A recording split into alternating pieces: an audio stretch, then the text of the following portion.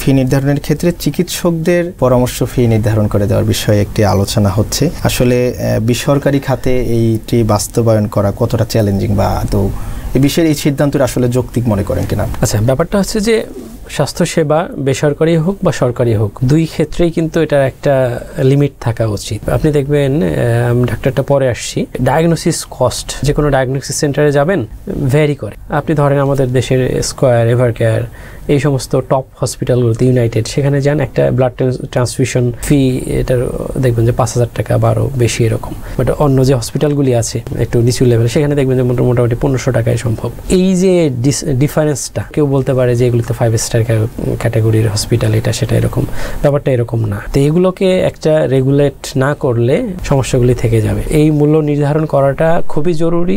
এবং আপনি বলছেন যৌক্তিক কিনা, অবশ্যই এটা যৌক্তিক এবং করতে হবে। করা কেন দরকার? আর যদি এগুলোর অডিট করা যায়, দেখবেন যে অপারেটিং কস্ট, সব কস্ট মিলায় প্রফিট কি পরিমাণ করছে হসপিটালগুলি, জাস্ট প্রফিট এবং তাদের খরচ, এক্সপেন্ডিচার, এই দুইটার সঙ্গে আপনি একটু তুলনা করা যায়, তাহলে দেখবেন যে হাসপাতালগুলি অনেক বেশি মুনাফা করছে, অতি মুনাফা করছে, যেটা অন্যায্য, অন্যায়। এই অন্যায় থেকে বের হয়ে আসতে 2022 সালের দিকে স্বাস্থ্য অধিদপ্তরের তরফ থেকে কিন্তু হসপিটালগুলোর ক্যাটাগরি করার একটা প্রসেস হয়েছিল। বিভিন্ন টেস্টের ক্ষেত্রেও মূল্য নির্ধারণের একটা প্রক্রিয়া শুরু হয়েছিল, কিন্তু এগুলি করা সম্ভব হয় নাই প্রাইভেট প্রতিষ্ঠানগুলোর মালিকদের কারণে, তাদের একটা অপোজিশনের কারণে।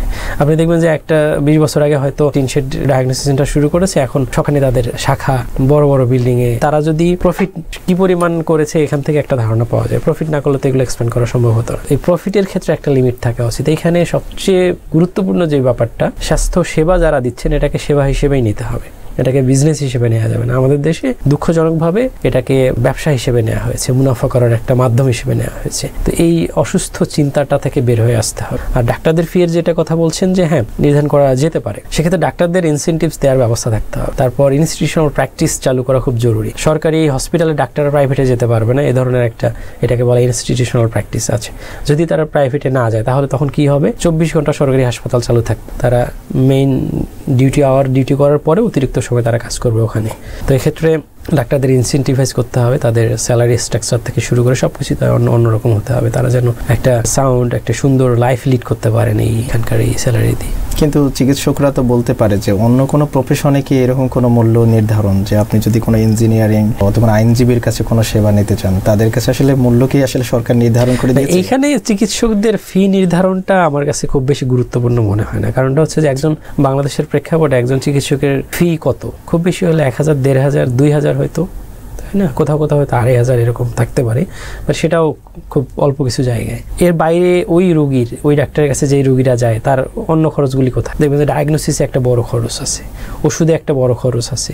ডায়াগনোসিসের খরচ, ওগুলোতে ইন্টারভেন করা খুব জরুরি। ডায়াগনোসিসে যেটা দেওয়া হয়, এখানে একটা আনএথিক্যাল প্র্যাকটিস আছে। ডায়াগনোস্টিক সেন্টারগুলি কিন্তু ডাক্তারদেরকে মোটিভেট করে, ওষুধ কোম্পানিগুলো যেভাবে করে, এখানে ডাক্তারও আননেসেসারি ডায়াগনোসিস দেন। কারণটা হলো যে একটা পার্সেন্টেজ ডাক্তারদেরকে দেওয়া হয়। যদি 100 টাকা টেস্ট করা হয়, তার 10 টাকা, 20 টাকা, এমনকি 50% পর্যন্ত এটা ডাক্তারের কাছে চলে যায়। ডায়াগনস্টিক সেন্টারগুলো এইভাবে দেয়।